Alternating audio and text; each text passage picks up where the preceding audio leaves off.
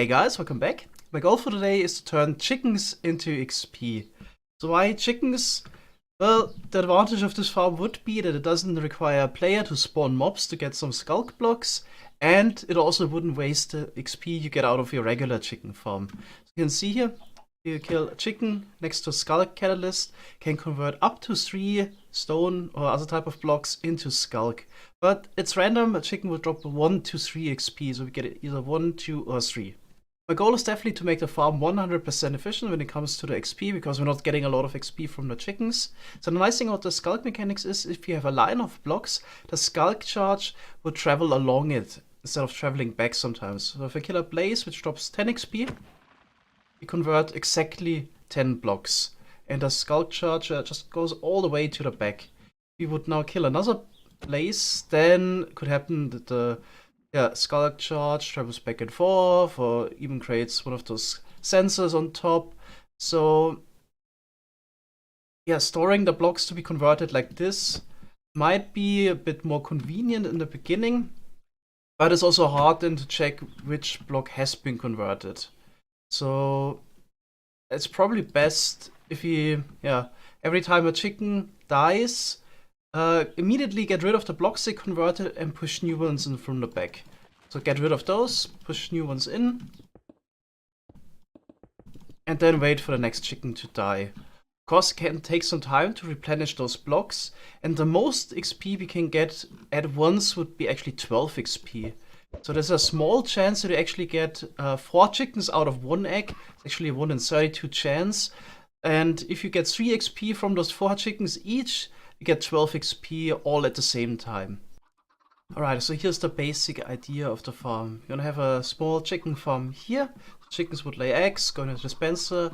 Baby chickens are dispensed into the hopper here. When they grow up, they would touch the lava of the lava cauldron and die. And the Sculk block below would pick up the Sculk charge, which then spreads to the side here to the stone blocks.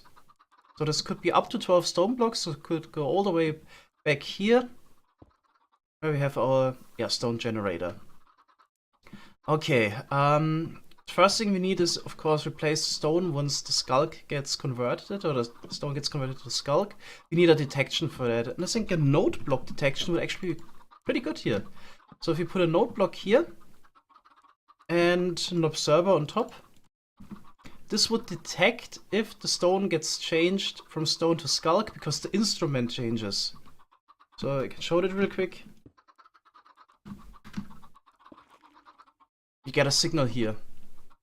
And the convenient thing is, we would only get a second signal if there's stone again. So let's say we get 4 chickens and we get 7 Sculk blocks.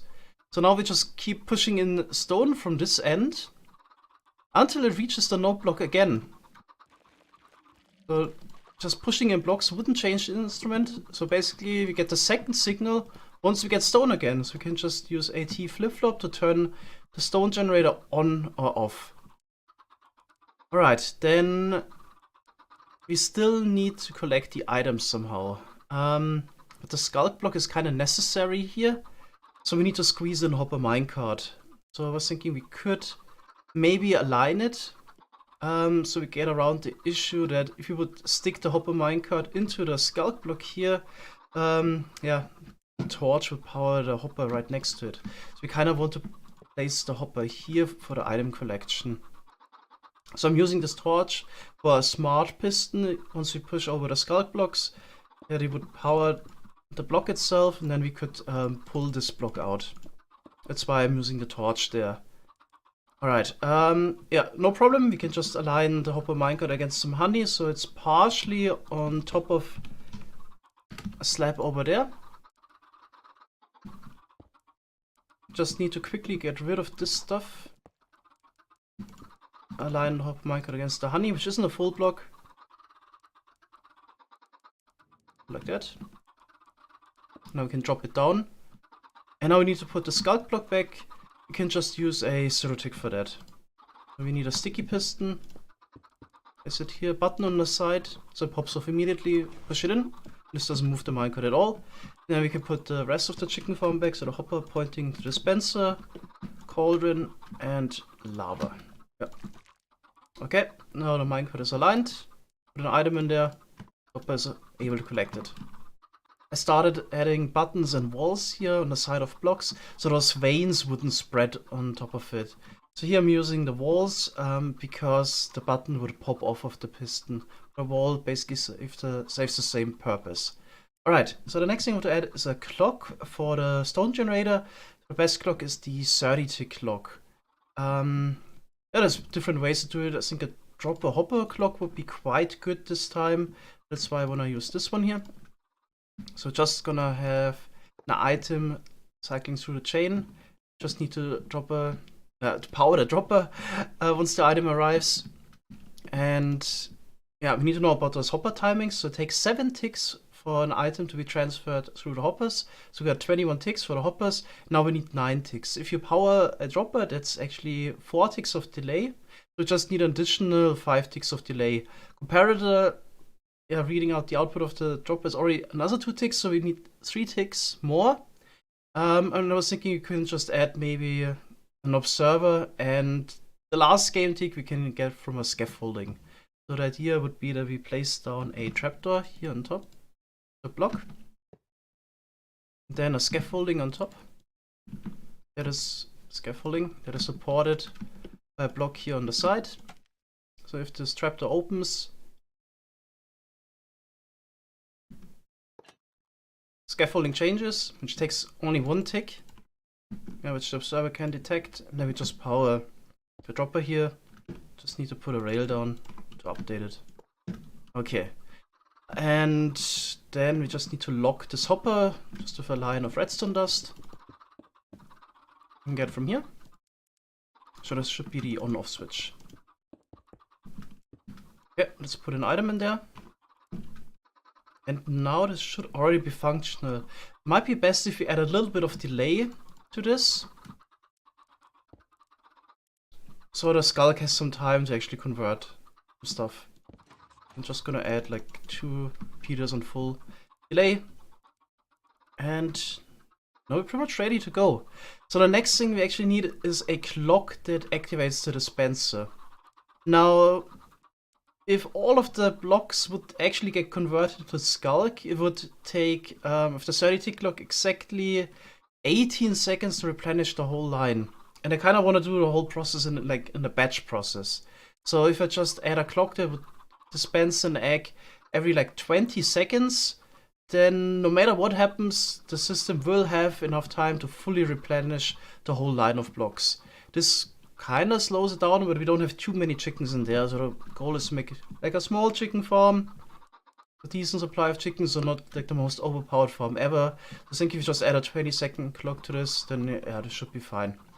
Didn't have a brilliant idea for 20-second clock, so a simple hopper clock it is. Alright, so next thing we need to do is actually to pull out the Sculk block when it arrives here.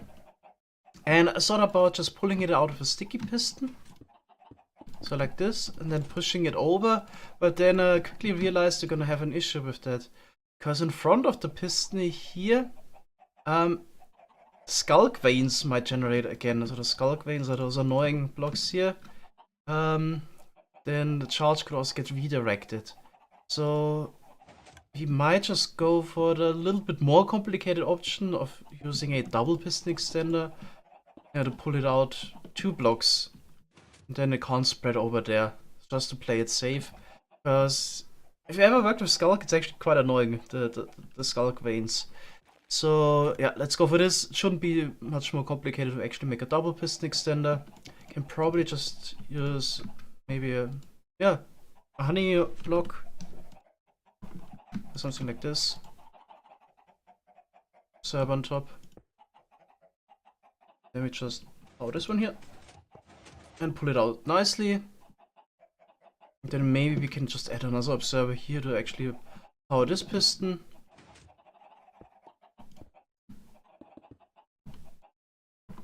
Probably need a little bit of delay there. Here we want to use a glass block. That's where we get our signal from. Then we need to power this one here. Okay, the Sculk blocks are gonna be in the way. And just go through them. Maybe. Let's see if this works. Oh, actually we need a shorter pulse. Oh yeah, not this pulse, this here. Okay, there's gotta be a way around this. Maybe we just go outer block. I don't think this is gonna be about compactness really. Do it like this. And let's see. Yep. So we can pull out the blocks like this. Alright. Then I think this whole contraption should already be finished. So in order to get rid of the Sculk blocks for now, I put down a command block that deletes them. And we can just summon a chicken in there to see if it's working. So I'm gonna do that real quick. Here we go. Yeah, all the blocks are nicely being pulled out. Okay, so the last thing we can work on would be a storage for the Sculk blocks. So I'm gonna go real simple with the Sculk block storage. I think a 12 by 12 by 12 cube should be enough. So first thing we need to do is push the Sculk blocks over to get a line like this. And then we can push them up, and then we're just gonna push them over again. So here we would have the whole piston wall. Alright, so the wiring for this. Super easy, we can just use an observer here. Then here we have piston and a gravity block. Then a redstone dust and a repeater there. Okay, so any block incoming would be pushed over. Okay, so 12 blocks in total, 6, 8, 10, 12. Here we're gonna have the next similar system. And then just need to power all the pistons to push up.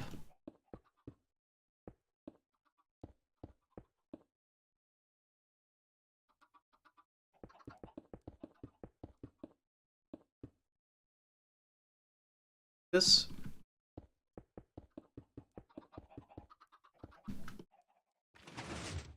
There we go. And then we need a 12 high piston wall. So there's going to be a lot of placing. 5, 6, 7, 8, 9, 10, 11, 12. Go all the way over. Yeah, I'm just going to show how to do it. So just going to use another observer here. Same system basically. Piston. Gravity block. And then we're actually going to use some node blocks to power like the first line of pistons here. Some dust on top.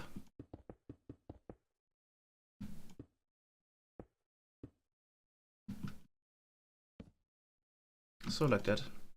Then it's just gonna place down servers pointing down, pointing into the next line of node blocks, like this. And just repeat this over and over again.